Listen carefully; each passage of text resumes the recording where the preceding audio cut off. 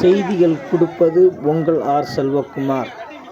திருச்சி மாவட்டம் துறையூர் தாலுகா துறையூர் டு ஆத்தூரும் செல்லும் சாலையில் நாராயணசிட்டி என்ற இடத்தில் கோர விபத்து ஏற்பட்டது. டிரைவர் உயிரிழப்பு. நீங்கள் பார்த்து கொண்டு இருப்பது உங்கள் புதிய செய்தி channel 7S maths news Tamil. பாருங்கள், கேளுங்கள்.